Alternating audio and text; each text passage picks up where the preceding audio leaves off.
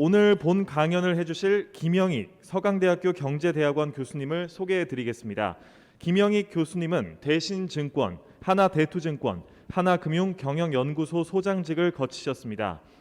주가 및 금융위기를 예측하시며 5년 연속 베스트 애널리스트로 선정되셨으며 재테크 컨설팅 그룹 메이크잇과 함께 ETF 트렌드, 트레이드 스터드를 운영하시며 국내외 ETF 투자 동향 관련 양질의 정보를 공유하고 계십니다.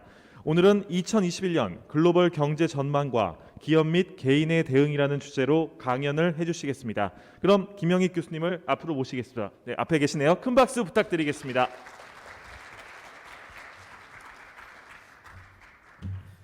네, 뵙게 돼서 정말 반갑습니다. 저는 오랫동안 증권사 애널리스트 했었습니다. 그 어려운 환율금리 주가 이런 걸 예측하고 시장 평가를 받았었습니다. 그래서 스트레스가 굉장히 많이 쌓였고 새벽 4시라는 습관이 생겼는데 요새도 4시만 되면 눈 떠집니다. 눈 뜨자마자 오늘 또 살아있구나 이런 식으로 하루를 시작합니다. 또 살아있길래 훌륭한 기업인들, 존경하는 기업인들 뵙게 돼서 정말 영광스러운 아침인 것 같습니다. 오늘 제가 1시간에 걸쳐가지고 여러분한테 말씀드리고 싶은 것은 거시경제 큰 흐름입니다. 가끔 기업체 CEO들, 그 다음에 부자들 이런 분들 만나면은 공통적으로 시대에 당하지 말라 이런 말씀을 하십니다. 개인한테 당하면 일부 재산을 잃을 수가 있지만은 시대에 당하면은 모든 것을 잃을 수도 있다. 그래서 거시적인 흐름을 알아야 된다 이런 이야기입니다. 그래서 거시적인 흐름을 좀 이야기해 보겠습니다. 제 강의 요약은요. 작년에 세계경제 정말 어려웠습니다. 올해 회복됩니다. 아마 내년 상반기까지도 괜찮을 텐데요. 저는 각 경제 주체 부채가 너무 많이 쌓였고 자산가의 거품이 발생했기 때문에 아마 빠르면은 1, 2년 내에 또 다른 위기가 한번 올 수 있다. 미리서 좀 장기적으로 대비하시는 게 좋다. 이런 말씀을 드리겠습니다. 그 다음에 작년에 우리나라 환율 많이 떨어졌는데요. 그거는 달러 가치가 하락하기 때문입니다. 달러 가치가 작년에 7% 정도 하락했는데요. 저는 앞으로 한 4년 정도도 더 하락하리라 보고 있습니다. 수출 기업을 하신 분들은 달러 가치가 하락하고 원화 가치는 상승하기 때문에 한 4년 후에는 900원대 초반에서도 경쟁력을 갖춰야 된다. 이런 말씀을 드리겠습니다. 우리 경제 구조적으로 저성장 국면 들었었어요. 저성장의 특징이 차별화입니다. 차별화 앞으로 더 심화될 수밖에 없습니다. 그 다음에 여러분이 은행에서 돈 빌릴 때 과거보다 금리 많이 낮아졌다. 뭐 이런 생각이 드셨을 텐데요. 올해는 좀 반등할 겁니다. 근데 좀 더 멀리 보면은 금리 하락 추세가 더 지속될 것이다. 이런 안에서 기업들 그리고 요새 주가도 많이 올랐고 집값도 많이 올랐는데 이런 자산 가격이 어떻게 될 것인지 나중에 좀 간단하게 말씀을 드리도록 하겠습니다. 경제라는 게 장기적으로는 성장합니다. 그건 어떻습니까? 중간중간 위기가 왔었죠. 이 위기를 미리서 예측하고 대응하면 더 좋았을 텐데요. 위기가 왔을 때 또 어떻게 극복해 가느냐 거기에 따라 가지고 우리 개인 기업 국가마저 달라질 수가 있다는 것이죠. 그래서 단기적으로는 좀 회복되지만 또 다른 위기가 저는 오고 있다. 미리서 좀 대비하셔야 될 것 같습니다. 현재 세계 경제가 어떤 상황입니까? 2008년 미국에서 글로벌 금융위기가 시작됐죠. 그래서 가계가 소비를 줄였죠. 기업 투자 줄였죠. 세계 경제가 나쁘니까 수출이 안 좋아졌어요. 저희 GDP 계산식에서 CIX라고 그럽니다. 그러니까 경제가 많이 나빠지니까 정부가 경기를 부양할 수밖에 없었죠. 그래서 저희 파란 선이 세계 경제가 성장할 수 있는 능력이고 빨간 선은 실제 경제거든요. 좋아졌다 나빠졌다. 근데 2008년 글로벌 금융위기 때문에 경제가 많이 나빠진 거예요. 수요가 부족했죠. 그래서 수요를 키우기 위해서 각국 정부가 과감한 재정 정책을 펼친 겁니다.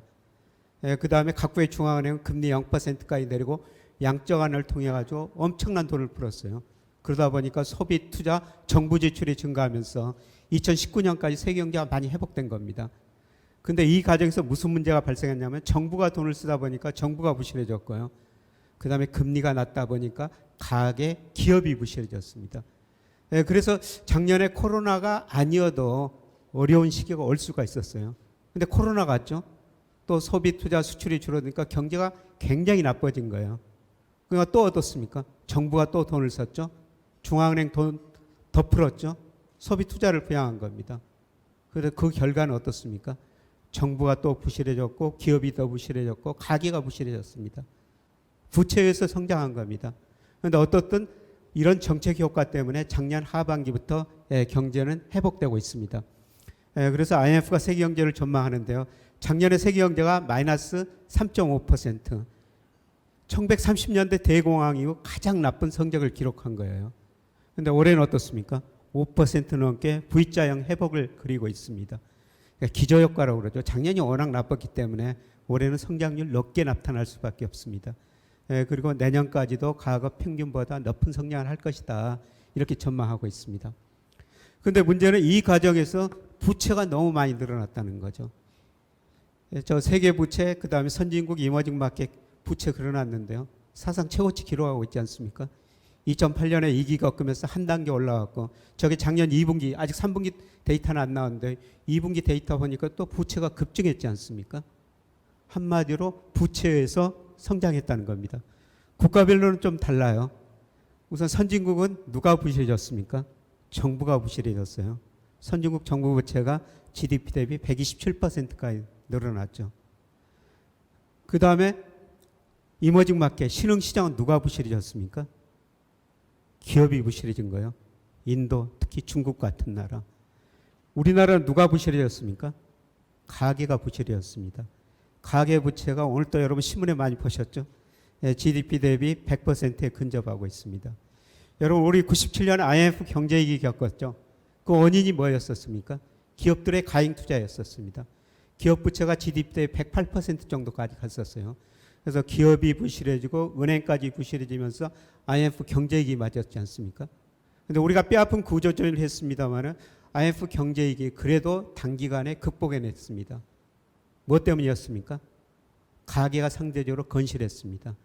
가계 부채가 GDP 대비 한 48%였어요.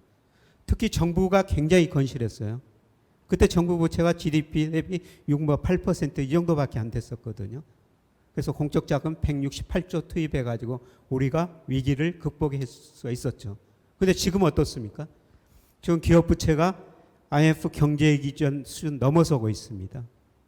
그 다음에 가계 부채 굉장히 빠른 속도로 늘어나고 있죠. 마지막으로 마지막 보루라고 할 수 있는 정부 부채도 지금 빠른 속도로 늘어나고 있습니다. 한마디로 우리나라도 지금 부채에서 그래도 경제 성장하고 견디고 있다 이렇게 볼 수가 있습니다. 그런데 우리 정부가 쓸 수밖에 없는 이유는요. 우리 기업 부채 세계에서 높은 수준입니다. 가계 부채는 특히 높은 수준이에요. 그런데 정부 부채는 다른 나라에 비해서 OECD나 이머징 마켓에 비해서 상대적으로 낮은 수준이죠. 그래서 가계 기업이 부채가 많아가지고 쓸 수 있는 여력이 줄어드니까 누가 써야 되겠어요? 정부가 쓸 수밖에 없습니다. 그래서 정부가 돈을 정말 미래 성장성 있는 곳에 잘 쓰면은 경제가 성장하고 세금도 거치고 다시 정부가 건전해질 텐데요. 과연 우리 정부가 그렇게 돈을 달 수가 있는지 우리가 한번 생각해 봐야 될 것 같습니다. 대표적으로 정부 부채가 늘어난 나라가 일본이죠. 일본 정부 부채가 GDP 대비 230%가 넘었어요. 그런데 일본은 가계 부채는 우리보다도 훨씬 낮습니다. 일본이 20년 넘게 불황에 빠졌는데요. 일본 가계가 견뎌낼 수 있는 이유는 가계 부채가 낮기 때문이에요. 특히 일본의 가계 금융자산이 부채보다도 5배 정도 많습니다. 우리나라 2.2배예요. 만약 우리나라 불황이 온다면 우리나라 가계는 상당히 견디기 쉽지 않을 거라는 것이죠. 그런데 일본 정부 부채가 저렇게 많아도 견딜 수 있는 것은 뭡니까? 금리가 0%이기 때문입니다. 정부가 국채를 발행해도 10년 국채 수익률이 0%니까 거의 이자 부담이 없죠. 일본 국채를 일본 사람들이 대부분 가지고 있어요. 만약 외국인이 가지고 있었다면 일본 경제 나빠지면 팔고 나갈 수가 있죠. 그런데 90% 이상을 자기들이 가지고 있습니다.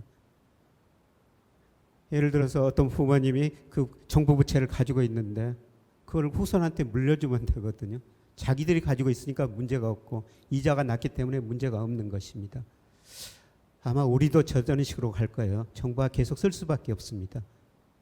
그리고 우리도 지금 외국인들이 우리나라 채권 한 7%밖에 안 가지고 있거든요. 93%를 우리나라가 가지고 있어요.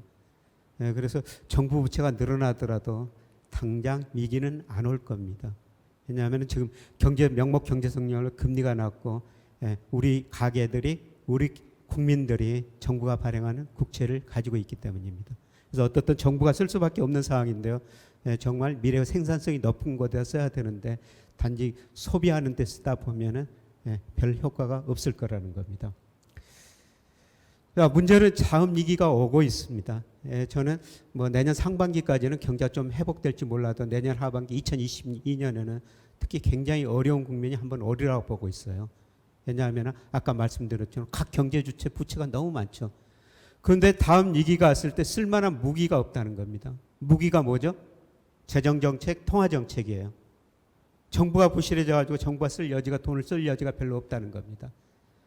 그리고 금리 내릴 여지도 크지 않지만 이제 돈을 더 풀어도 가계 기업이 부실해졌기 때문에 소비 투자가 별로 안 늘어날 거라는 겁니다. 어쩌면 다음 위기는 우리가 경험하지 못한 더 혹독한 위기가 될 수도 있다는 것입니다. 그래서 미리서 좀 준비하시는 게 나을 것 같고요. 그런 위기의 트리거는 뭘까 될 것인가. 그래서 여러분 신문에 보시면 계속 미국의 인플레이션, 미국의 금리 문제 계속 다뤄지고 있죠. 아주 장기적인 추세인데요. 1980년대 미국이 인플레이션이 됐어요. 물가가 굉장히 많이 올랐죠. 특히 1980년에는 미국 소비자 물가가 14%, 우리 28%까지 간 적이 있었어요. 무슨 일이 있었습니까? 1차, 2차 오일 쇼크가 있었죠. 물가가 저렇게 오르니까 미 중앙은행이 가감히 금리를 올렸습니다. 물가를 잡았죠. 그래서 물가가 떨어지기 시작했습니다. 특히 2000년대는 물가가 정말 안정됐죠. 디스인플레이션 시대 이런 이야기를 하고 있습니다. 그런데 앞으로 미국 물가가 오를 것이라는 겁니다. 물가가 오르면 어떻습니까? 금리에는 물가가 들어있어요. 물가가 오르면 금리도 오를 수밖에 없는 것이죠. 그래서 작년에 미 10년 국제 수익률이 3월에 0.5%대까지 떨어졌는데요. 지금 한 1.3% 이상 올라왔지 않습니까? 지금 금리가 오르는 것은 앞으로 물가가 오를 것이다. 그러면 왜 물가가 오를 것인가? 미국 정부가 지금 가감한 부양 정책을 쓰고 있지 않습니까? 지금 바이든 정부가 들어서 가지고 1조 9천억 달러 지금 의회 통과는 안 됐습니다. 조만간 통과될 거예요. 미국 GDP의 거의 9% 정도 됩니다. 그리고 돈 많이 얼마나 풀었습니까? 그래서 앞으로 머지않아 레이 서머스 전 재무장관 하버드대학 교수죠. 그분이 이야기한 것처럼 수요가 공급을 넘어서 인플레가 발생할 것이다. 이런 이야기고요. 그 다음에 공급 측면에서 더 중요하죠. 여러분 미국 월마트에 가면 진열래 상품의 절반 이상이 중국산이라는 겁니다. 2001년 중국이 WTO 가입했죠. 그리고 작년까지 보니까 미국의 대중무역 적자가 5조 4천억 달러예요. 미국 물가가 안정된 것은 누구 때문이라는 거죠? 바로 중국 때문이라는 겁니다. 중국이 저임금을 바탕으로 물건을 생산해가지고 미국으로 수출했기 때문에 미국 물가가 안정됐다는 것이죠. 그런데 지금 바이든 대통령, 트럼프 대통령도 그러지만 바이 아메리칸이죠. 이제 자기들이 생산해가지고 자기들이 쓰겠다는 겁니다. 생각해 보십시오. 여러분이 쓰고 계시는 마스크. 그건 미국에서 중국처럼 싸게 생산할 수가 있습니까? 월마트에 진열된 상품 절반 이상 그거를 미국서 중국처럼 싸게 생산할 수가 있어요? 그거는 불가능합니다. 그리고 중국 사람들이 소비 중심으로 성장하고 있어요. 과거에는 자기들이 생산하는 걸 남아서 세계로 수출해 줬는데 이제 자기들이 생산한 걸 자기들이 소비하겠다는 겁니다. 전 세계 물건을 싸게 공급할 수가 없어요. 그래서 물가가 오를 수밖에 없다는 겁니다. 그리고 특별히 미국한테 중요한 것은 미국 달러 가치가 떨어집니다. 달러 가치가 작년에 7% 떨어졌는데 나중에 말씀드리겠지만 앞으로 더 떨어질 거예요. 달러 가치가 떨어지면 어떻습니까? 미국 기업들 원자재, 중간재 수입하는데 더 높은 비용을 들여야 되고요. 미국 가게들 더 높은 가격으로 소비해야 될 겁니다. 공급 측면에서 물가가 오를 수밖에 없다는 것이죠. 그래서 물가가 오르면은 금리가 오를 수밖에 없다. 이렇게 보고 있습니다. 그 다음에 자산가의 거품이 발생했는데요. 여러분 신문에서 보면 버핏 지수라고 나오는데요. 주식시장 시가총액이 명목 GDP에 비해서 얼마나 높은가. 이게 이제 버핏 지수거든요. 시가총액을 어느 기준으로 하냐에 따라 듭니다만은 저는 저 모든 미국 주식시장의 시가총액이에요. 장기적으로 평균이 보면 한 106%였죠. 그 다음에 2000년 IT 거품 붕괴 직전에 210%예요. 근데 지금 몇 퍼센트입니까? 270%입니다. 역사상 가장 큰 거품이 발생한 거예요. 저 거품이 붕괴되면 금리가 오르면 붕괴될 수밖에 없다는 거죠. 붕괴되면 어떻습니까? 가계 소비 줄이고 기업 투자 줄일 수밖에 없습니다. 예, 그래서 지금 세계 경제, 특히 미국 경제가 두 가지 문제, 부채가 많이 쌓였고 자산가의 거품이 붕괴됐는데 이 두 가지 문제를 해결해 가야지 세계 경제가 또다시 성장할 수가 있다는 겁니다. 예, 그 이전에 큰 진통이 올 수밖에 없다는 것이죠. 예, 미국 경제는 역시 뭐 굉장히 탄력적입니다. 기업하시는 분들 참 미국의 저런 노동시장 보면 굉장히 부러우실 겁니다. 2008년 미국에서 위기가 발생했죠. 2년 동안 약 900만 명 일자리를 줄여버려요. 여러분 기업이 좀 어렵다고 여러분 직원들을 해고할 수 없죠. 미국 기업들은 어떻습니까? 다음날 출근했을 때 예고도 없이 당신 회사 그만둬 이렇게 해고시켜버리지 않습니까? 예, 그리고 경기가 회복되니까 또 2,200만 명 이상 일자리를 늘렸습니다. 예, 그리고 코로나가 터지니까 어떻습니까? 작년 3월, 4월 두 달 사이 2,200만 개 일자리가 줄어든 거예요. 10년 동안 늘었던 일자리가 두 달 사이에 줄어든 겁니다. 예, 그리고 코로나가 진정되니까 좀 일자리가 늘어나고 있습니다만 아직도 1,000만 개 정도 일자리가 코로나 이후에 줄어들었습니다. 그런데 미국 일자리가 저렇게 탄력적인 것은 주로 제조업보다는 서비스업이에요. 제조업에서는 일자리 미국도 줄어들고 있습니다. 얼마 전에 제가 울산에 있는 공장 몇 군데 방문해 봤더니요. 공장 가보니까 사람 별로 없더라고요. 사람들 어디가 있습니까? 연구 개발하는데 컴퓨터 통제하는데 거기서 얼마나 사람 필요하겠어요. 얼마 전에 미국 교수가 쓴 페이퍼 보니까 아주 재미난 표현이 나오던데요. 앞으로 제조업 공장에서는 사람 한 사람, 개 한 마리만 있으면 될 것이다. 왜 사람이 필요하냐? 개 밥 주기 위해서 필요하다는 거죠. 개는 자기 밥 주는 주인이 졸다가 기계에 다치지 않을까. 그래서 개가 필요하다. 그만큼 제조업에서는 일자리가 늘어나기 힘들다는 겁니다. 로봇이 일하고 앞으로 AI가 일할 것이라는 것이죠. 서비스업에서 저렇게 일자리가 줄었다 늘었다 하는 것입니다. 그렇게 탄력적이라는 것이죠. 자, 올해 바이든 정부가 들어섰습니다. 바이든 정부의 핵심 정책은 뭡니까? 한마디로 중산층 회복을 통한 안정성장이에요. 그 소득 불균형이 너무 심하다는 거죠. 그래서 법인세를 인상하겠다는 겁니다. 부자들한테 세금 더 걷겠다는 거예요. 최저임금 인상하겠다는 겁니다. 그리고 각종 대기업, 테크기업, 금융공기업 규제하겠다는 것입니다. 그리고 대외정책이 있었서는 예를 들어서 트럼프는 혼자서 많이 싸웠죠. 근데 바이든은 동맹을 통해 가지고 특히 그 중국하고 같이 경쟁하겠다는 겁니다. 우리한테는 더 어려운 상황이 올 수가 있어요. 그냥 막말로 미국이 너네들 그 중국 편 들래, 우리 편 들래 그런 요구도 할 수가 있다는 것입니다. 어떻든 미국 경제가 탄력적이고요. 1930년대 대공황이요. 작년에 가장 어려웠었죠. 근데 지금 어떻습니까? 거의 V자형 회복이 있지 않습니까? 그런데 올해 1조 9천억 달러 정부가 돈을 더 쓰면 아마 회복 속도가 저것보다 좀 더 빠르고요. 저기서 장기적으로 영선이 미국 경제 성장 능력이에요. 성장 능력 이상으로도 갈 수 있다. 그러면 수요 측면에서 물가가 오를 수도 있다. 이렇게 보고 있습니다. 저는 미국도 중요하지만 우리가 중국도 더 많이 공부해야 된다. 이런 말씀을 드리고 싶은데요. 자, 2008년 미국에서 위기가 오고 2009년 전 세계로 확산되면서 전 세계 경제가 1980년 이후 처음으로 마이너스 0.1% 마이너스 성장한 거예요. 그런데 중국은 어떻습니까? 9%, 10% 성장했죠. 작년에도 세계 경제가 1930년대 이후 공황 이후 최대 경기 침체를 보였는데 중국 경제는 2.3% 성장했습니다. 그러면 2008년에 9%, 10% 성장하고 작년에도 어떻게 플러스 성장했느냐. 그 이유를 좀 살펴보면은 2009년에는 특히 중국 기업들이 엄청나게 투자를 했어요. 이 투자가 GDP에서 차지하는 세계 평균 22%인데요. 중국 한때 48%까지 올라갑니다. 저렇게 투자를 많이 해서 9%, 10% 성장했습니다. 근데 투자를 많이 했다는 것들은 기업들이 생산 능력을 늘려놨는데 물건이 안 팔리거든요.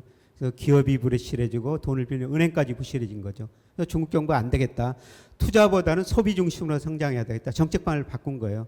그래서 투자 비중은 줄어들고 지금 소비 비중은 계속 늘어나고 있지 않습니까? 중국의 GDP에서 소비가 차지하는 비중이 한 38%, 미국은 70%거든요. 중국의 1인당 국민소득이 2019년 사상 처음으로 1만 달러를 돌파했습니다. 지금 중국의 소비가 꾸준히 증가하고 있습니다. 14억 인구가 지금 소비를 계속하고 있죠. 그래서 중국 경제가 작년에도 마이너스 성장 안 한 겁니다. 근데 중국의 문제는 어떻습니까? 2008년 투자 중심으로 성장하면서 기업 부채가 너무 많이 늘었어요. 저 부채를 어떻게 줄여가느냐, 이게 중국 경제의 과제죠. 근데 부채 증가보다 경제 성장률이 더 높으면 견딜 수가 있습니다. 근데 그럴 가능성이 높다는 것이죠. 중국 경제가 앞으로 어떻게 될 것인가, 여러 가지 시나리오가 있습니다만은 저는 서서히 안정성장 국면에 접어들어라고 보고 있습니다. 투자에서 말씀드렸으면 소비 중심으로, 그 다음에 제조업 비중은 상대적으로 줄어들고 서비스업이 지속적으로 발전하면서 서비스업 비중이 높아지면서 그래도 앞으로 4 내지 5% 성장을 할 것이다, 이렇게 보고 있습니다. 저는 이런 식의 우리가 이제 중국과 가지고 금융으로 국부를 늘려야 된다는데요.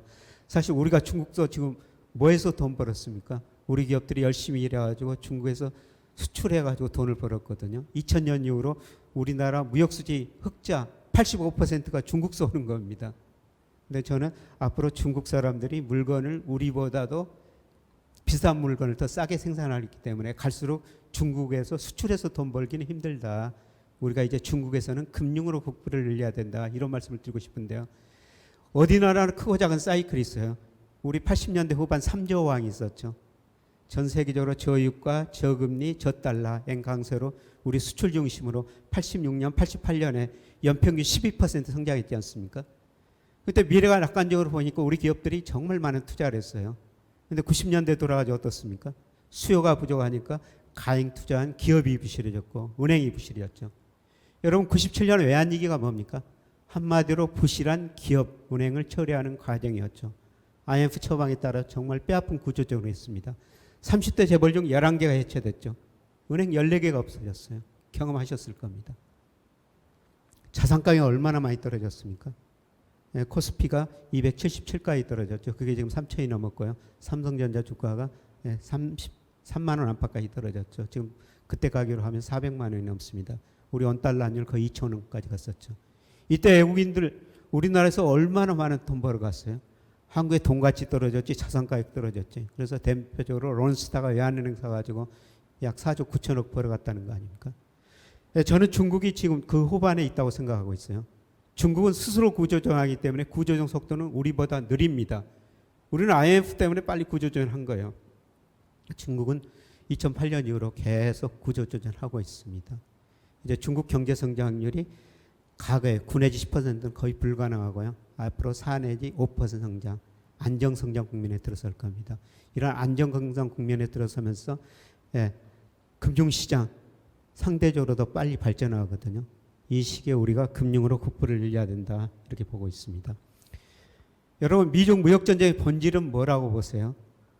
2001년 중국이 WTO 가입하고 나서 작년까지 5조 4천억 달러 미국이 적자를 냈다고 그러죠. 미국은 그 돈을 중국에서 찾아온 게 목적입니다. 그런데 미국이 상품 생산해가지고 중국에 수출해가지고 그 돈 벌어오겠어요? 그거는 거의 불가능합니다. 여러분, 미국이 잘하는 게 뭐죠? 금융 서비스업입니다. 세계에서 제일 잘하죠. 그래서 중국한테 빨리 금융시장 개방해라, 개방해라, 이렇게 요구하는 게 미중 무역전쟁의 중간 정착점이라고 볼 수가 있습니다. 중국도 위안화 국제화를 포함한 금융광을 추구하고 있어요. 자본시장 개방할 수밖에 없죠. 그래서 우선 금융산업은 다 개방했습니다. 2019년에 은행 개방했고요. 작년에 증권회사, 보험사, 자산운용사 다 개방해버렸습니다. 남은 게 이제 외환시장, 금리 자유화인데요. 결국 하게 될 겁니다. 그래서 미국의 금융회사, 많은 큰 금융회사들이 중국 진출 계속 늘리고 있거든요. 심지어는 일본 노무라 증권까지도 중국 진출하고 있습니다. 왜 가겠습니까? 저런 큰 금융회사들이. 중국에서 돈이 보이기 때문입니다. 우리도 이 시기를 놓치지 말아야 된다, 이런 말씀을 드리겠습니다. 자, 세계경제 작년에 코로나 충격 때문에 크게 위축됐다, 지금 회복되는 과정이죠. 그런데 아직도 작년 위기 전 수준까지 못 왔습니다. 특히 미국 경제는 상당히 탄력적인데요. 일본 유로존 경제는 더 어렵죠. 예. 유로존 경제는 좀 이중 침체 현상도 보이고 있습니다. 근데 제가 여러분한테 그 옆에 있는 일본 경제는 좀 잘 알아야 된다. 일본 경제 좀 말씀드리겠습니다. 예. 일본이 1990년대 중반부터 장기적으로 디플레에 빠지죠. 물가가 지속적으로 하락하는 현상입니다. 참 희한한 나라예요. 명목 GDP가 실질 GDP가 낮은 나라는 거의 없는데요. 물가가 떨어지기 때문에 저런 현상이 발생한 겁니다. 사실 그 이전까지 일본 경제도 세계에서 정말 잘 나갔죠. 95년에 일본 GDP가 세계에서 차지하는 비중이 17%가 넘었어요. 예, 그런데 최근 6% 안팎으로 떨어졌습니다. 저렇게 잘 나가던 경제가 왜 저렇게 추락했습니까? 예, 바로 플라자 합의 때문이었죠. 80년대 들어서 미국 레이건 행정부가 가감한 감세 정책을 펼쳤어요. 작동이 안 됩니다. 재정 적자, 경상수지 적자 더 늘어나니까 미국이 85년 그걸 뉴욕에 있는 플라자 호텔 선진국 다 모이라고 그러죠. G5. 그래서 우리 달러 약세 좀 유도할 테니까 엔이나 마르카 강세를 유도해라. 예, 그렇게 합의한 게 플라자 합의 아닙니까? 그 뒤로 엔화 가치가 급격하게 상승합니다. 85년 플라자 합의 8월에 그 다음에 1년 반도 안 됐는데 엔화 가치가 무려 어떻습니까? 무려 48%나 떨어져요. 48%나 올랐죠. 일본 돈 가치가 이렇게 오르니까 일본 수출 기업들이 아우성을 칩니다. 우리가 어떻게 해서 수출해서 먹고 살란 말이냐. 일본 수출 기업들이 아우성을 쓰니까 일본 중앙은행이 뭘 했냐면요. 경제도 좋은데 금리를 많이 인하해 줘 버렸어요. 경제 좋은데 금리 인하고 돈 푸니까 어떻습니까? 자산 가격에 엄청난 거품이 발생하죠. 그래서 안 되겠다 싶어가지고 이제 90년대부터 금리 올리거든요. 그러니까 자산 가격 거품이 붕괴되면서 저기서부터 일본 경제가 장기 디플레에 빠지게 됩니다. 근데 이때 우리는 너무 좋았어요. 우리 돈 가치가 일본 엔화에 비해서 무려 1년 반도 안 됐는데 78%나 떨어진 거예요. 우리 수출 기업들 세계 시장에서 일본하고 경쟁해야 되는데 우리 돈 가치가 엔화에 비해서 78%나 떨어지니까 우리 기업들 수출 가격 경쟁이 얼마나 올라갔습니까? 여기다 두 가지가 더 있었죠. 아까 삼조호황이라고 그랬는데 미국이 어려우니까 사우디 부추깁니다. 야, 원유 좀 생산 좀 늘려라. 사우디가 원유 생산 늘리죠. 그래서 유가가 배럴당 24달러에서 7달러까지 떨어져요. 유가가 떨어지니까 어떻습니까? 물가가 떨어지죠. 물가가 떨어지니까 금리가 떨어지죠. 전 세계가 저유가 저금리로 소비를 많이 해줍니다. 그래서 우리나라 상품 수요가 늘었죠. 거기다 엔 강세로 우리나라는 수출을 더 늘릴 수가 있었습니다.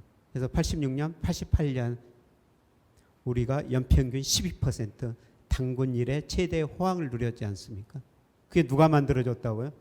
미국이 플라자 합의를 통해 가지고 우리가 실물로 도약할 수 있는 계기를 마련해 줬다는 겁니다.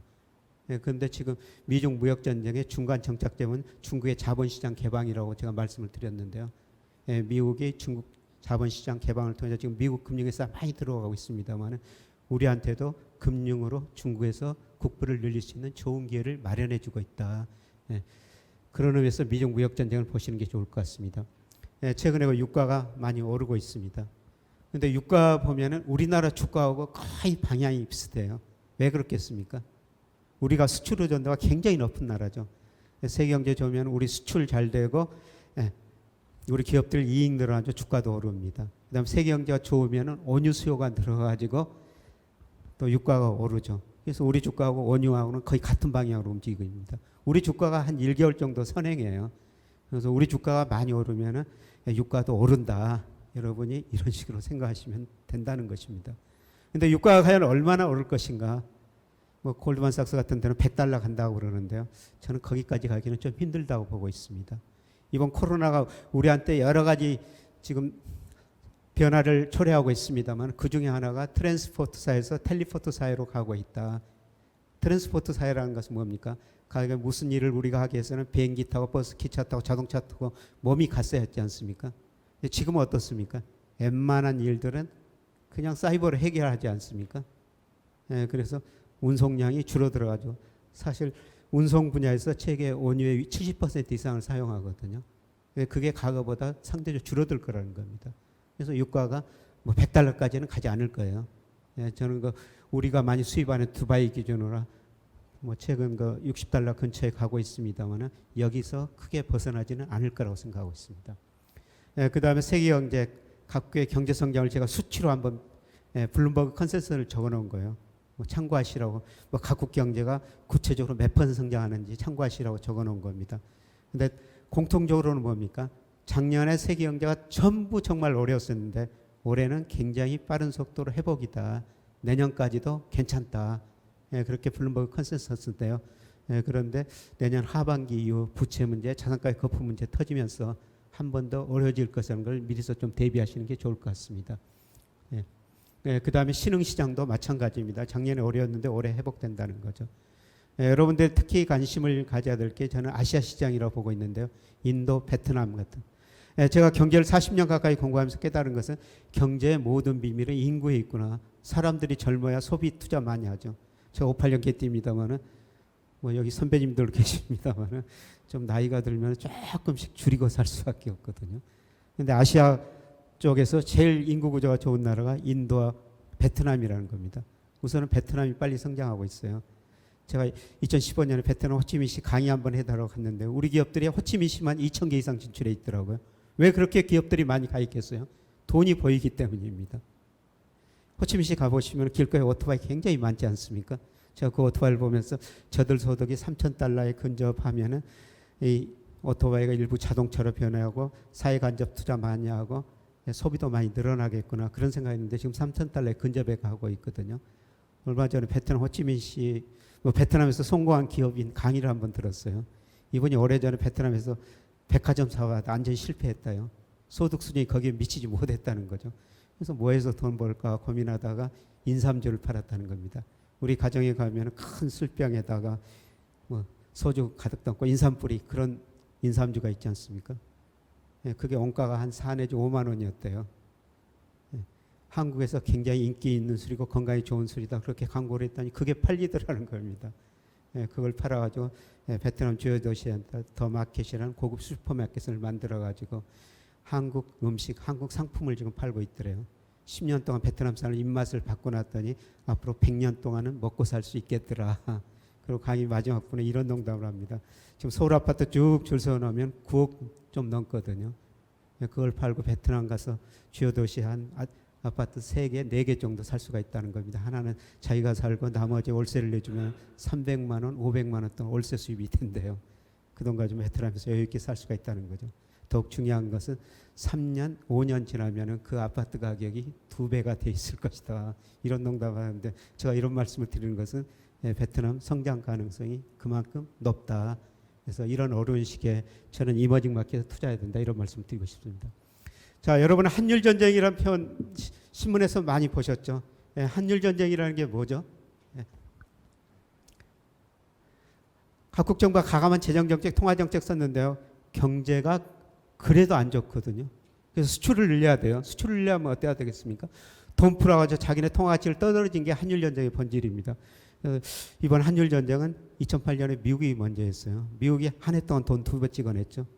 달러 가치가 떨어진 마르카 가치, 유로 가치 오르니까 일본, 독일이 경쟁적으로 돈을 풀면서 한일 전쟁에 가담했고요. 그 다음에 작년 3월에서 6월 사이에 미국이 3조 달러 돈을 찍어냈어요. 대단한 나라죠. 그래서 달러 가치가 떨어지니까 또 누가 돈을 풀고 있어요? 일본, 유럽 중앙은행이 또 돈 엄청 풀고 있습니다. 돈이 많다는 거죠. 이걸 지켜보고 있던 중국도 우리도 가만히 있을 수 없다. 2015년부터 부분적으로 한일 전쟁에 가담하고 있습니다. 여러분 중국이 목표하는 게 단기적으로는 무역 제조 강국이었어요. 그거 달성했죠. 근데 이들이 추구하는 게 금융, 군사 강국, 기술 강국 이런 걸 추구하고 있어요. 여러분 기술 금융 강국은 누구죠? 미국이죠. 여러분 그레암 앨리슨 하버드 대학 교수가 쓴 애정된 전쟁이라는 책 보신 적 있죠? 그 책 보면은 미중 무역 전쟁의 본질이 뭔가 투키디데스 함정이라고 그러죠. 한 강대국이 있는데 신흥국이 커져가지고 그 강대국을 위협하면은 강대국 신흥국을 쳐가지고 지난 500년 역사를 보니까 16번 중 12번 전쟁이 일어났다는 겁니다. 기술 강국, 금융 강국을 중국이 추구하고 있다는 겁니다. 미국이 가만둘 수가 없다는 거죠. 커지기 전에 중국을 때려야 된다. 그게 미중 무역 전쟁의 본질이라는 겁니다. 그래서 그분 책 보면은 금융전쟁 갈 시나리오까지 뭐 제시하고 있는데요. 예, 우리 회장님 돈 많으시죠? 혹시 우리 회장님, 한 회장님 돈이 미국 은행에 있다면은 중국이 그 은행에 들어가지고 우리 회장님 돈을 싹 지워버린다. 그게 금융전쟁 시나리오거든요. 근데 중국이 정기적으로 금융강국을 추구하고 있는데요. 이 달러는 기축통화 보면서 참 부러워하고 있습니다. 가만히 보니까 미국이 40센트 비용을 들여가지고 100달러 지폐를 찍어내가지고요. 그 돈 가지고 신발도 사고 옷도 사고 무기도 생산하고 세계 경찰로도 사고 있거든요. 그게 기축통화예요. 덩사오핑 시장을 개방하면서 이런 이야기를 했죠. 창문을 열면 신선한 공기가 많이 들어오지만은 나쁜 공기도 들어온다. 우리가 어떤 행동을 했을 때 긍정적, 부정적 양면 효과도 있죠. 그래서 자기들이 금융강을 추구하는데 도움이 된다면은 가지고 있던 미국채 팔아버릴 수도 있다. 지금 조금씩 팔아보고 있어요. 칸을 보고 있는 거죠. 누구한테 이익인가. 뭐 이런 시나리오가 발생하지 않아야 되겠습니다만은 뭐 앨리슨 교수 시나리오 보면 그런 시나리오가 있다는 겁니다. 근데 어떻든 장기적으로는 어떻습니까? 우리한테 달러 가치가 굉장히 중요하죠. 제가 달러 가치 장기 추이를 그려놓은 건데요. 빨간 선 추세적으로 하락하고 있지 않습니까? 주요 선진국 통해서 달러 가치인데요. 그동안 2번 크게 하락했어요. 아까 85년 9월 플라자 합의를 통해 가지고 달러 가치가 거의 50% 이상 떨어졌고요. 그 다음에 2000년 IT 거품 붕괴되면서 달러 가치 또 40% 이상 떨어졌죠. 지금 역사적으로 보면 세 번째 달러 가치 하락이 지속되고 있다. 미 달러 가치는 미국 경제 세계에서 차지하는 비중이에요. 지금도 25% 세계 경제 4분의 1을 미국이 차지하고 있습니다. 대단한 나라죠. 근데 상대적으로 보면 어떻습니까? 비중 계속 축소. 2025년까지 IMF가 비중 축소라는 겁니다. 무슨 의미죠? 달러 가치가 계속 하락할 것이다. 요새 저 언론에 보면 또 비트코인 이야기가 많이 나오는데 비트코인 폭등했다가 어제는 좀 폭락했었습니다만 여러분 비트코인이 오르는 가장 중요한 이유는 뭡니까? 미국 경제에 대한 신뢰도, 달러 가치에 대한 신뢰도가 줄어들고 있다는 겁니다. 그래서 달러 가치가 떨어지니까 다른 대안을 찾고 있는 것이죠. 그 대안 중 하나가 비트코인 상승으로 보시면 될 것 같습니다. 근데 제가 보기에는 그 가격 거품이에요. 앞으로 비트코인 많이 사용이 좀 늘어나겠습니다만 가격 거품인 것 같은데 비트코인이 오른 것은 달러에 대한 신뢰 상실이 가장 중요한 요인 중에 하나다 이렇게 보시면 됩니다. 자, 문제는 우리나라 환율인데요. 달러 가치가 떨어지면 어떻습니까? 우리 환율 달러로 표시되니까 달러 가치가 떨어지면 원화 가치는 상대적으로 오를 수밖에 없는 거죠. 그리고 우리나라 경상수역자가 작년에도 GDP 대비 4% 넘었는데요. 미국 2% 넘어서는 안 된다. 넘으면 환율 조작구로 지정할 수 있다. 환율 오를 수가 없습니다. 물론 세계 경제가 어려울 때 일시적으로 오를 수도 있습니다만 앞으로 추세적으로 환율은 하락할 것이다. 그래서 2007년에 900원 초반까지 갔습니다만 저는 시간의 문제지 저수준까지 떨어질 수 있다. 이렇게 보고 있습니다. 자, 우리 경제 작년에 정말 어려웠습니다만 하반기 이후로 많은 경제 지표들이 회복되고 있습니다. 그래서 올해는 뭐 모든 기관들, 한국은행, 정부도 그렇고 한 3% 이상은 성장할 것이다. 근데 사실 작년에 마이너스 성장했으니까 뭐 기저효과라고 보시면 됩니다. 3%가 높은 성장은 아니다 이렇게 보시면 되고요. 문제는 우리 잠재 성장 능력이 계속 떨어지고 있다는 거죠. 잠재 성장률이라는 것은 인플레이션을 유발하지 않고 성장할 수 있는 능력, 혹은 노동, 자본, 생산성을 고려했을 때 생산할 수 있는 능력이라고 보고 있습니다. 근데 현재 제가 추정해 보니까 우리 잠재 성장률이 2.1%예요. 근데 앞으로 노동 계속 감소하죠. 그 다음에 우리 기업들이 자본 스탁 많이 축적했으니까 투자 많이 하지 않을 거라는 겁니다. 우리 잠재 성장률이 높아지려면 유일하게 생산성이 높아져야 돼요. 근데 생산성 하루아침에 높아지는 건 아니죠. 작년에 국무총리 주재로 사회적 대통합이 필요하다. 경제단체들, 각 경제주들 모아가지고 한번 해봤지 않습니까? 근데 일부 경제단체가 반대하면서 이루어지지 않고 있어요. 정말 그 사회적 대통합을 통한 생산성 개선이 정말 필요한 시기인데요. 노동 줄어들고 자본 생산성 증가세 중원화되고 생산성 일정 수준 유지하면서 머지않아 우리 성장 능력이 1%대로 떨어질 거라는 겁니다. 자, 우리 경제 성장이 얼마나 떨어진 걸 보기 위해서 우리나라 역대 대통령 집권기간 연평균 경제 성장률 한번 그려본 거예요. 경제 규모가 커지면서 성장률 낮아질 수밖에 없습니다. 근데 대통령이 바뀔 때마다 성장률이 저렇게 낮아지는 나라 세계에서 어디가 있습니까? 제가 경제적 측면에서 말씀드리겠습니다. 여러분 국제시장이라는 영화 보셨죠? 우리 선배들 가나온 강불에서 독일에서 얼마나 고생했습니까? 그분들을 담보로 빌린 돈 일부가 포스코 짓는 데 들어갔다는 겁니다. 제가 포스코 직원들한테 임직원들 강의하면서 그 돈이 당신 회사 짓는 데 들어갔습니다. 제발 포스코 잘 좀 키워주셔야 됩니다. 그런 말씀을 드립니다만 박정희 전 대통령 때 그만큼 경제성장 우선했다는 겁니다. 그 다음에 전두환 정부 때도 10% 성장했는데요. 이때는 뭐가 있었다고 그랬죠? 후반에 아까 3조 호황이 있었다는 겁니다. 노태우 정부 들어가서 3조 호황이 끝내요. 수출이 안 되니까 이분이 뭘 가지고 경기를 부양했죠? 건설 투자, 각종 사회 간접자, 주택 200만 원, 일산 분당 신도시 건설했죠. 그때 건설 경기가 얼마나 좋았습니까? 그렇게 아파트를 많이 짓는데도 제가 일산 분당 아파트 청약을 9번 했는데 다 떨어졌습니다. 경쟁력 굉장히 높았거든요. 건설 경기가 우리 경제 성장을 견인한 겁니다. 그리고 김영삼 정부 들어가지고 IMF 경제위기 맞죠. 저는 누가 대통령이 됐든 이 고성장 때 쌓인 기업은행 부실 처리하고 넘어갈 수밖에 없었다. 그게 IMF 경제위기였다. 지금 중국이 저 후반에 있다고 말씀드렸습니다. 김대중 정부 들어가지고 뼈아픈 구조조정을 했죠. 그래서 10대 재벌 중 11개 해체되고 많은 근로자들 해고당하고 소비 투자 줄어들면 경제 성장 한 단계 떨어졌습니다. 안정 성장 국면에 들었다 이런 긍정적인 평가도 있습니다만 구조조정 결과가 뭐였었습니까?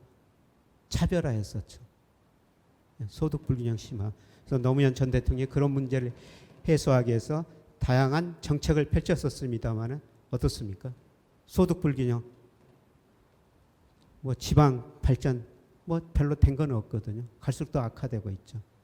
그 다음에 이명박 전 대통령 747, 7% 성장 내세웠습니다. 그런데 저렇게 떨어졌고요. 박근혜 전 대통령 4% 성장, 474 내세웠죠. 근데 또 떨어졌습니다. 이번 정부 뭐 공정경제, 소득 주도의 성장, 혁신 성장 뭐 이런 걸 내세우고 있죠. 여러분 공정경제가 뭐죠? 무슨 소리가 저렇게 나죠? 포용적 성장 이거 내세우는데 포용적 성장이라는 게 뭐냐면 한마디로 좀 나누고 살자는 거예요. 경제가 9% 10% 성장할 때는 경제 규모 파이가 커졌기 때문에 기업들이 같이 성장할 수가 있었거든요. 갈수록 커지는 규모가 줄어들고 있어요. 경쟁력이 있는 기업은 더 잘 되고 경쟁력 없는 기업은 시장에 퇴출될 수밖에 없고 차별합니다. 좀 나누고 살자. 저게 포용적 성장입니다. 그래서 우리 SK그룹 그다음에 포스코 이런 산업에서 소득 불균형 많이 좀 이야기하고 있고요. 그다음에 일부 신생 대기업들 자기 재산의 반을 사회에 반납하겠다. 이런 게 공정경제입니다. 그다음에 소득 주도의 성장이라는 것은 뭐냐면은 우리가 능력 이하로 성장하니까 능력까지 성장할 때 정부가 좀 돈을 쓰고 기업 소득 가계 소득으로 이전시켜 가지고 우리 능력만큼 성장하자. 그다음에 혁신 성장이라는 것은 기업 규제 하나 하고 신산업에서 그린 뉴딜이라고 그러죠. 한 단계 성장 능력을 올려보자. 계단 한번 올려서 보자. 그런데 더 떨어지고 있거든요. 차별화가 더 심화될 수밖에 없습니다. 자, 그럼에도 불구하고 우리 뭐 절대적으로 잘 사는 나라죠. 제가 58년 기티인데 제가 태어났을 때 1인당 국민소 59달러였습니다. 저 중학교 못 갔어요. 등록금이 없어가지고 산에 나무하러 다녔습니다. 중고등학교 검정고시였습니다. 제 부끄러운 이야기를 KBS 아침마다 강연 100도시에서 한 적이 있으면 그렇게 가난했어요. 근데 1인당 국민소 3만 달러 돌파하고 지금 고2까지 무상교육이지 않습니까? 근데 성장 과정에서 반드시 진통은 있었다는 것이죠. 1인당 국민소득 10,000달러 94년에 돌파하고 97년에 외환위기가 겪었죠. 그 다음에 어떻습니까? 또 20,000달러 돌파하고 2008년 미국에서 글로벌 금융위기 겪었죠. 어쩌면은 지금 30,000달러 돌파하고 성장 과정에서 진통이라고 볼 수가 있어요. 근데 과거에는 어떻습니까? 진통 겪고 나서 굉장히 빠른 속도로 성장했죠. 근데 앞으로 성장 내용 보니까 어떻다는 겁니까? 저 기울기가 굉장히 둔화될 것이다. 빨리 40,000달러 돌파해야 되는데 거기까지 시간이 많이 걸릴 수도 있다. 이렇게 볼 수가 있습니다. 이게 또 꺼져버리죠. 우리 저 자료 보십시오. 우리 수출 세계경제 회복되면서 수출이 회복되고 있습니다. 그 다음 페이지 보면 제가 구체적으로 통계를 넣어놨는데요. 우리 수출 중에서 제일 잘 된 게 반도체입니다. 예, 반도체 경기 정말 좋습니다. 반도체 비중이 늘어날 만큼 비중이 줄어드는 게 조선업입니다. 예, 자동차는 일정 비율 유지하고 있는데요. 그 다음에 그 국가별 통계가 있습니다만 아까 세계경제 소비축이 미국에서 전 아시아 쪽으로 이전되고 있다. 그 국가별 수출 통계를 보면은 미국 비중 어떻습니까? 21%에서 2000년 좀 많이 줄어들었죠.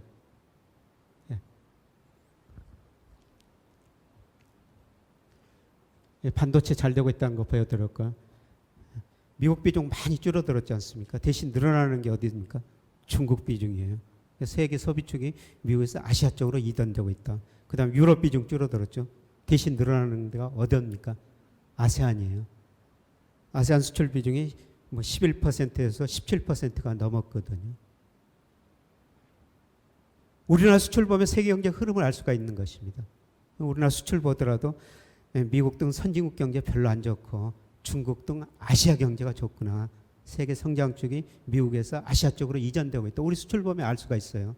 그래서 아까 말씀드렸습니다만 이제 우리가 중국과 가지고 무역으로 큰 흑자를 냈는데 이제 중국과 와서는 금융으로 국부를 내야 되고 어디서 우리 수출로 돈 벌어야 된다는 겁니까?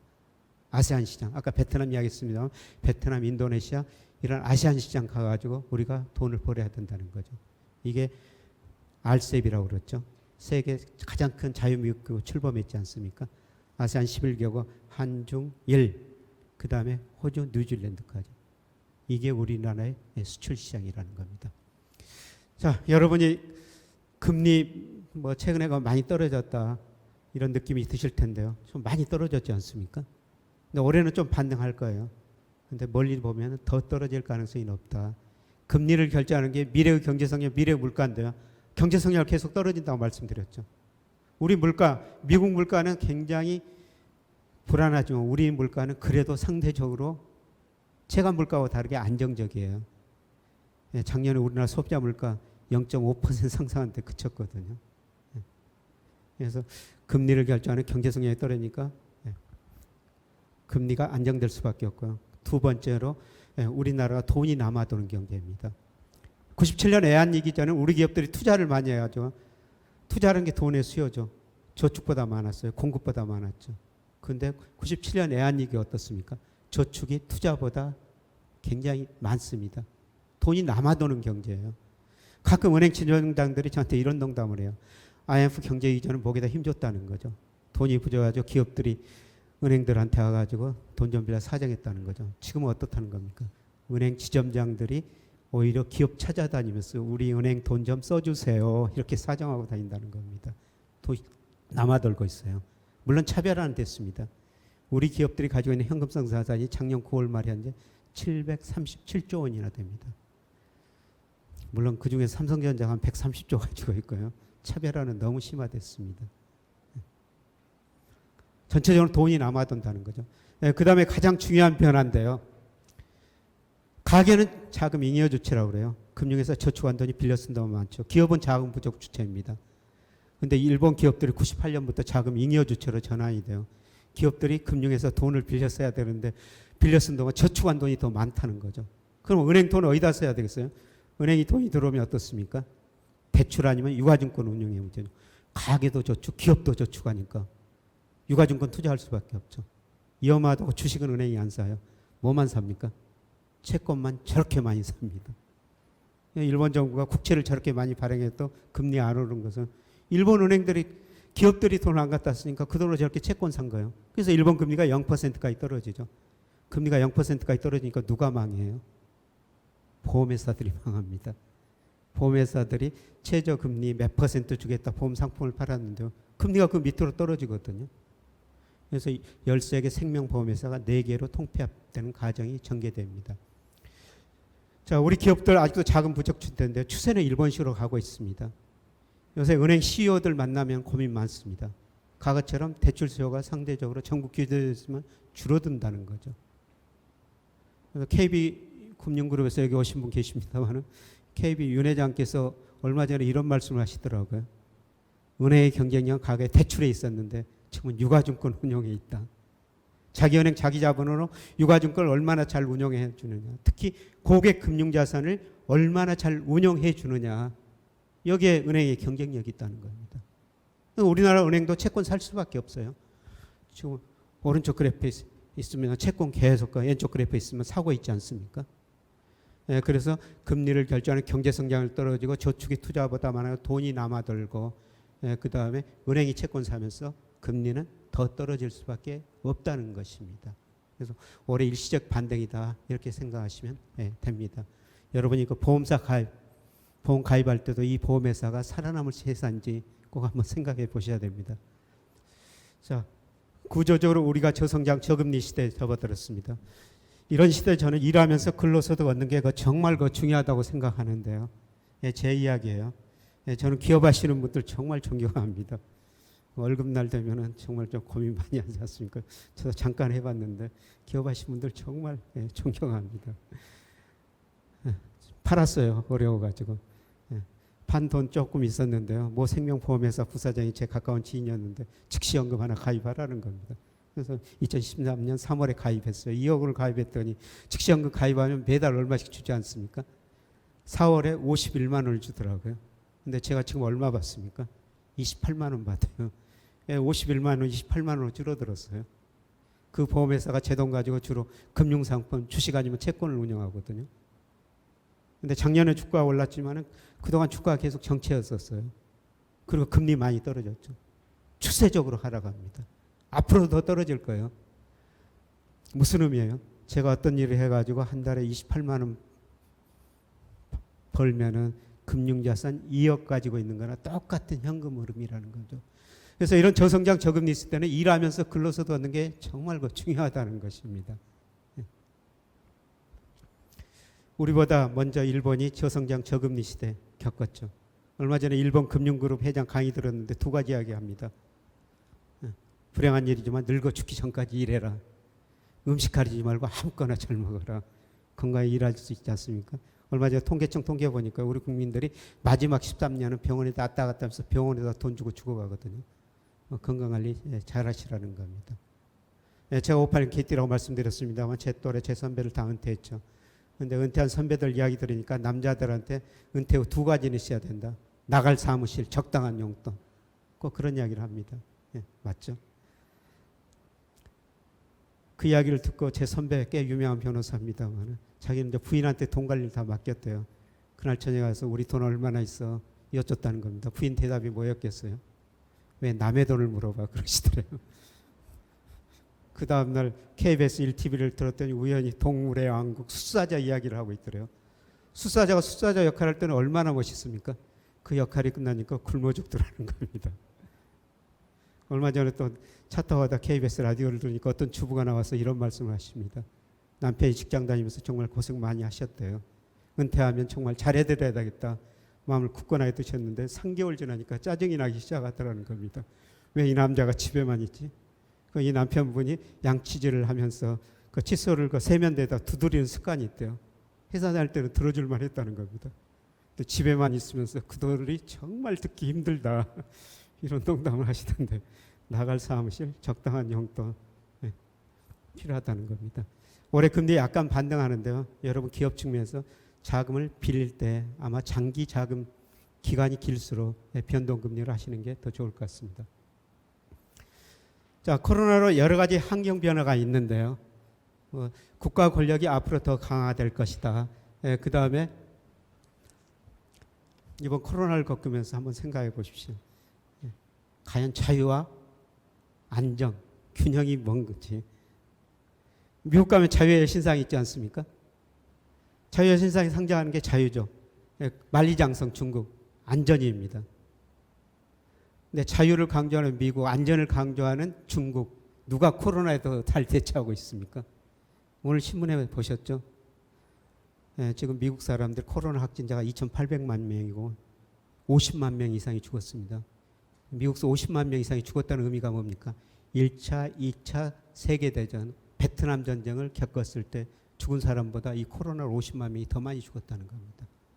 그래서 세계 경제가 그동안 자유를 추구했는데 자유보다는 안정, 균형을 이루어야 된다는 겁니다. 그 다음에 세계에서 가장 물건을 싸게 생산할 수 생산해가지고 교육했죠. 근데 코로나로 미국에서 이 마스크를 생산해야 되겠다. 올마트에 진열된 상품 50% 이상 중국산인데 그거를 자기들이 생산하겠다. 옆에 멕시코에 생산해야 되겠다.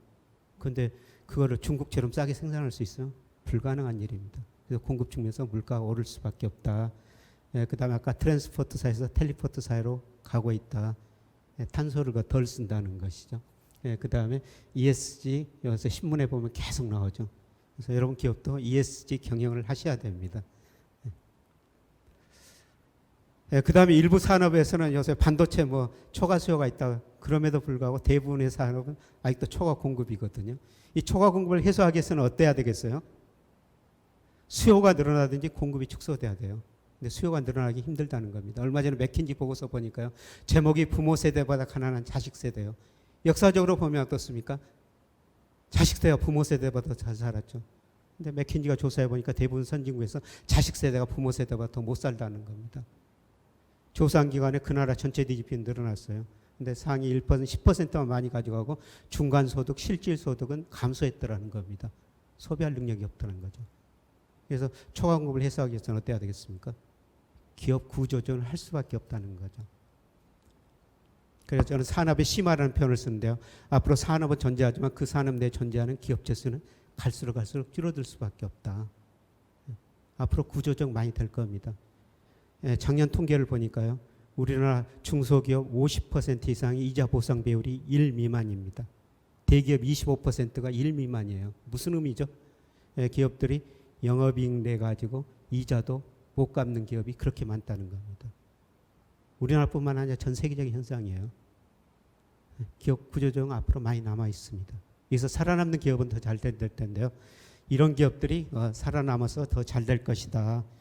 이거는 참고로 좀 하시기 바랍니다. 자, 우리 주가 그동안 저평가됐어요. 근데 작년 31% 오르면서 고평가 영역에 들어섰습니다. 앞으로 우리 주가가 저는 4 내지 5% 정도 오르는 게 적당하다 이렇게 이야기하고 있고요. 그다음에 우리 주가가 우리 경제력에 비해서 너무 좀 앞서가고 있습니다. 흔히들 주시장을 산책 나온 개가 주인에 비교하는데요. 여러분 개 데리고 산책하면 개가 앞서가고 주인이 뒤따라가죠. 개가 주가고 주인이 경기라는 겁니다. 그런데 우리나라 주가하고 가장 상관계수가 높은 게 우리가 일평균 실제로 수출을 얼마나 하느냐. 저거하고 거의 상관계수가 0.86 정도 되거든요. 근데 저 그림 보니까 어떻습니까? 지금 개가 주인, 주가가 수출에 너무 앞서가고 있죠. 거리가 너무 벌어졌습니다. 지금 저 거리를 좁히는 과정이라는 겁니다. 물론 수출도 증가하고 있어요. 근데 수출이 주인이 그렇게 빨리 달려갈 수는 없거든요. 개가 제자리 걸음 하든지 뒷걸음질을 좀 해야 된다는 겁니다. 그래서 최근 주가가 조정을 보이고 있습니다. 그럼에도 불구하고 저는 배당 투자는 꼭 하셔야 된다고 생각하는데요. 우리 정부 정책 당국자들이 보니까 국민 소유 생기면 가계 기업 정부가 가져가는데요. 가계 몫은 저렇게 줄어들었지 않습니까? 기업은 차별화됐으면 상대적으로 기업 몫은 늘어났어요. 가만히 보니까 기업은 상대적으로 부자되고 가계는 상대적으로 가난해졌다는 거죠. 그래서 기업소득 한류제라 하죠. 기업한테 임금 올려달라, 고용 투자 늘려달라, 배당 늘려달라 이렇게 요구하고 있습니다. 그런데 기업들 임금 많이 안 올려주죠. 어렵죠. 고용 많이 안 늘리고 있습니다. 배당 더 줄 수밖에 없어요. 그래서 많은 기업들이 배당을 더 주고 있지 않습니까? 특히 삼성전자 배당 많이 더 주고 있죠.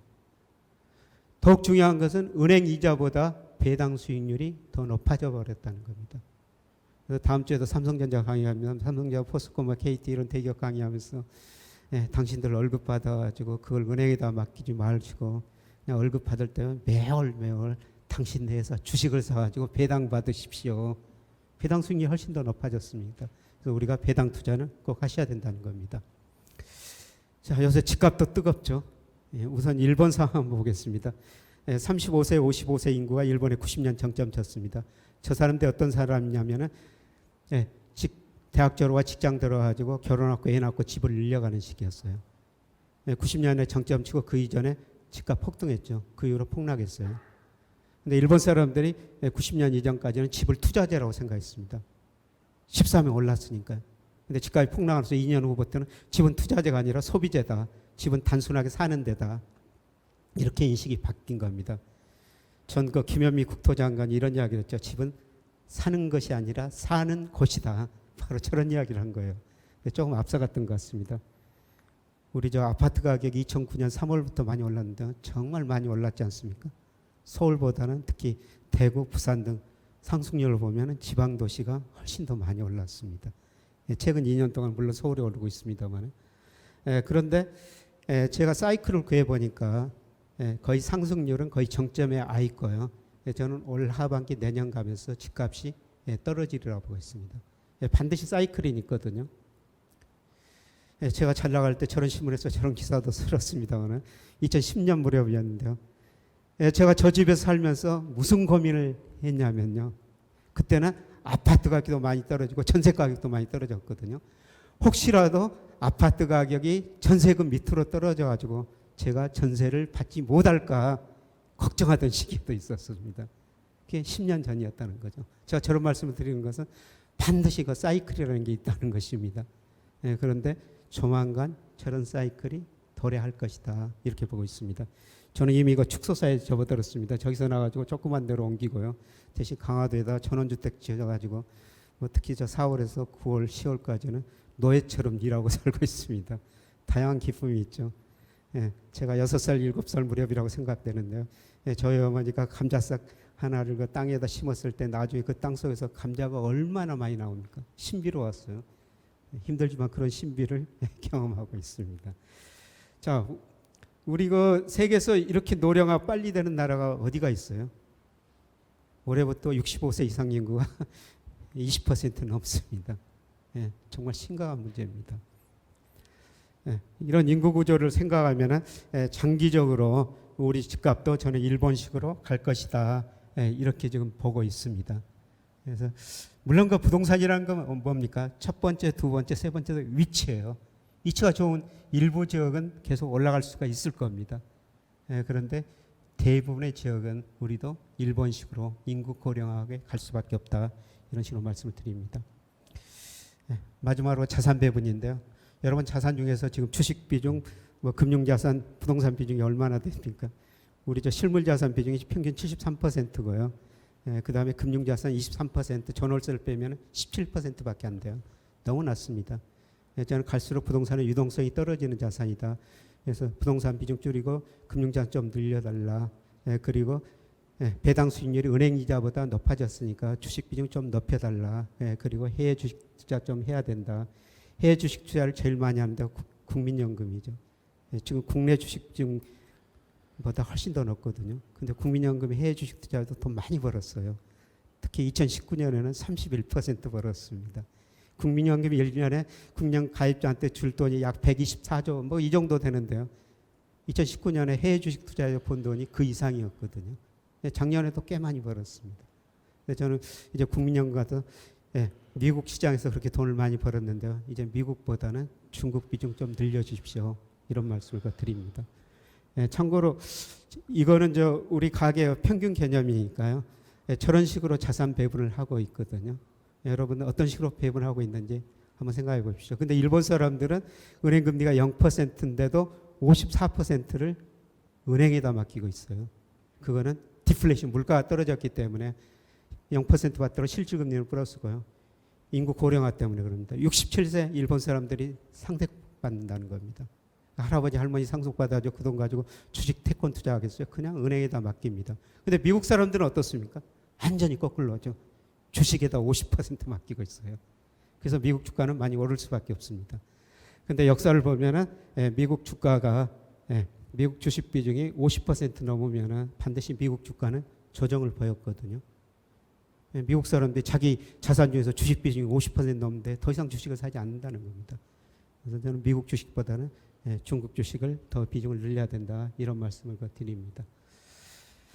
자, 이제 한 5분 정도 질문 받고 질문하시면 제가 아는 것 성실껏 답변 드리도록 하겠습니다.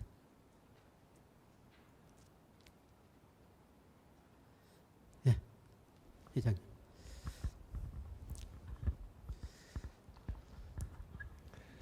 아유, 이 사비에게 고생 많으셨습니다. 제가 아까 이게 9페이지인가 자료 보면 이제 조금씩 경제가 이렇게 올라가는 걸로 표시가 되어 있는데, 지금 이제 저희가 그 공장이 그 안산 옆에 시화공단에 공장이 있어요. 예. 근데 지금도 그 공장에는 사람들이 잘 안 와요. 예. 특히 그 젊은 친구들은 주로 대학교를 나왔거나 4년제, 또 부모님이 먹고 살만 하니까 배고프지 않으니까 공장 같은 데는 잘 안 가려고 아직까지 그러는 현상이 있어요. 거기다가 이제 국가에서 또 실업수당이라 좀 많이 뿌리니까 더 젊은 애들이 게을러지는 것 같아요. 그러면 경제 성장이 점점 더 안 되지 않겠느냐. 예. 지금 그 외국 근로자들이 엄청나게 많아요. 예. 그럼 외국 근로자들이 최저임금이 올라가서 지출이 많아지거든요. 그 이제 최저임금을 다 걔들 혜택을 받기 때문에, 그러니까 경제가 저는 더 점점 나빠질 것이다. 예. 이게 생각을 하는데, 어떻게 아까 조금씩 또 높아지시는 것도 얘기 예. 하신 거, 그래서 이상입니다. 예. 뭐 작년에 워낙 나갔기 때문에 올해 기저효과로 한 3% 이상 성장하고요. 3% 성장 높은 성장이 아닙니다. 예, 작년 올해 평균하면은 겨우 그 1% 정도 되거든요. 예, 경제가 조금 좋아진다 이렇게 생각하시면 되고요. 회장님이 말씀하신 것은 저도 그 학생들하고 늘 가까이 있습니다만은 학생들 사고가 참 문제예요. 그냥 힘든 일은 안 하려고 그러죠. 그래서 결국 우리가 외국인 노동자 쓸 수밖에 없습니다. 예, 그래서 아까 잠재 성장률 제가 계속 떨어지고 있다고 말씀드렸습니다만은 아마 제가 생각한 것보다 그런 이유 때문에 더 떨어질 수가 있어요. 예, 그런데 문제는 얼마 전에 제가 서울 리움미술관 갔더니요. 1차 베이비붐 세대하고 그들 자녀들 에코붐 세대하고 통계를 비교해 놨더라고요. 1차 베이비붐 세대가 55년에서 63년에 태어난 사람들인데요. 이 사람이 제 이야기 했으면 정말 가난하게 태어나가지고 열심히 일해가지고 우리 경제 이만큼 성장하는데 기여했거든요. 근데 이 사람들이 자기들은 어려운 가에서 공부했기 때문에 자녀들한테 교육 투자 많이 했어요. 그 다음에 부모님 모셨죠. 근데 이런 1차 베이비붐 세대가요. 겨우 집 한 채 가지고 있습니다. 서울에 있는 가운데. 여유자금이 없어요. 그동안 저 자식들 많이 교육시켜 돈 대줬는데 앞으로 더 대줄 능력이 없거든요. 결국 그 자식들 생각이 좀 자녀들 젊은 사람들이 변해야 되는데요. 변하기는 조금 더 먹고 살기가 힘들었고 가난해져야지 좀 변해야 할 것 같습니다. 그래서 젊은 사람들이 그런 일을 안 하려고 하기 때문에 사실 그런 측면에서는 우리 경제 성장에 부정적이라고 좀 볼 수밖에 없고요. 그래서 뭐 더 또 그 친구들이 찾는 직장들 그런 직장들은 또 뭐 차별화될 수밖에 없다. 그래서 정말 차별화가 심한 사회다. 그래서 결국 정부가 나설 수밖에 없다. 이런 생각이 듭니다. 좋은 질문 감사합니다.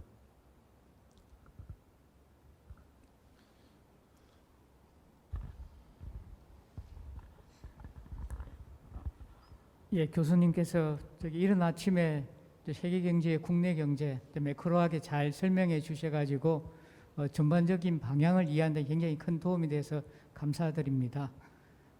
저기 이제 세계 경제 성장률과 이제 그 달러 가치에 대해서 교수님께서 말씀하신 부분 중에서 좀 더 자세하게 설명을 듣고 싶은 부분이 있어서 질문을 드립니다. 세계 경제가 아마 금년에는 기저효과로 상승하다가 내년도 하반기에는 좀 어려워질 거다라고 말씀을 하셨고요. 6위에 갈 수도 있다라고 말씀하셨는데 달러 가치는 계속 하락할 거다. 3, 4년 계속. 이제 달러 가치는 보통 경제가 위기가 되고 어려워지면 기축통화 역할로 강세가 되는데 이제 그런 상황에서 계속 달러가 가치가 약세가 된다라는 거하고 내년 하반기 정도의 경제가 세계 경제가 어려워진다. 이런 부분에서 약간의 컨플릭트가 있는데 교수님 어떻게 생각하시는지 좀 자세한 이야기를 듣고 싶습니다. 예. 우선 제가 내년 하반기 세계 경제가 어려워질 것이다. 그는 두 가지 때문에 부채에서 성장했다. 그 한계가 도래할 것이다. 그다음에 자산가의 거품이 발생했다. 그 거품이 머지않아 꺼질 것이다. 이런 말씀 드리면서 세계 경제가 다시 어려워질 것이다. 그럼 어려워지면은 세계 경제가 불안해지면은 과거에는 달러 가치가 올랐거든요. 그런데 지금 미국 비중이 저는 상대적으로 미국 경제가 더 어려워질 것이다. 축소될 것이다. 그렇기 때문에 과거하고는 다른 생각을 좀 하셔야 된다고 생각하고 있습니다. 여러분 그 역사적으로 보면은 어떤 나라들이 이제 제국으로 가고 그 다음에 쇠퇴하는 과정을 겪었는데요. 이미 미국은 정점을 치고 쇠퇴하는 과정이다. 역사를 보면은 영국은 시장주의로 세계 제국이 됐어. 미국은 뭡니까? 민주주의하고 그 다음에 뭐 자유 시장 경제거든요. 그런데 이번 그 트럼프 대통령 거치면서 미국에 의해서 도저히 민주주의에서 상상할 수 없는 일이 벌어졌거든요. 지금 세계가 모든 미국에 대해서 지금 의심을 갖고 있다는 것입니다. 그래서 미국 비중 축소고 미국 민주주의의 의미가 쇠퇴하면서 미국은 장기적으로 이미 정점을 지나가지고 쇠퇴 국면에 들어섰다. 그래서 과거와는 달리 글로벌 금융시장이 불안하다. 아마 일시적으로는 달러 가치가 강세갈 거예요. 추세적으로는 하락이다. 우리가 산을 내려오다 보면 작은 언덕 정도 있지 않습니까? 그런 언덕 정도로 생각하시면 되고요. 그 다음에 세계중앙은행이 10년 전에는 저 외환을 이렇게 보유하고 있는데 달러 비중이 71%였어요. 근데 작년 9월 보니까 60%로 줄어들었거든요. 10%포인트 줄어든 겁니다. 근데 이것도 앞으로 계속 줄어들 거예요. 그러면 달러 비중 줄이면서 상대적으로 늘어난 통화가 유로고요. 그 다음에 최근에 그 중국 비중, 위안화 비중이 상대적으로 빠른 속도로 늘어나고 있거든요. 그 다음에 세계중앙은행, 특히 러시아하고 중국 중앙은행이 금보유를 늘리고 있습니다. 달러 비중을 줄이면서. 그래서 갈수록 그 달러 수요가 줄어들 것이다. 그래서 뭐 글로벌 금융시장이 불안하다. 과거처럼 달러 가치가 많이 오를 수는 없다. 이렇게 생각하시면 될 것 같습니다. 좋은 질문 고맙습니다. 자, 여러분이 정말 좀 멋있게 살았지만 기업하시는 분들 아까 존경한다고 말씀드렸습니다만 앞으로도 기업 키워주시고요. 저도 학생들한테 회장님 말씀 좀 기억하면서 교육하는데 좀 쓰겠습니다. 어렵다고 말씀드렸습니다. 그래서 중국에서 금융으로 국부를 기회를 좋은 기회가 있고요. 특히 아세안 시장을 우리가 개척해야 된다. 거기가 빨리 성장한다. 이런 말씀을 드렸습니다.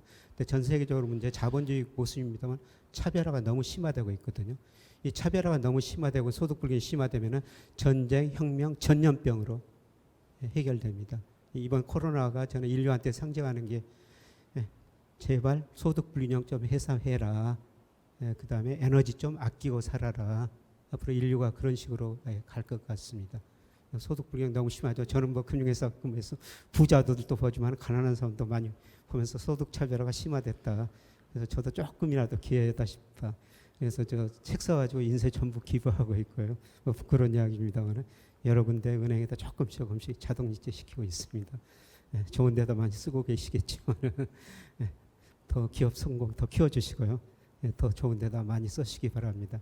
이른 아침 귀한 시간 내주셔서 정말 고맙습니다.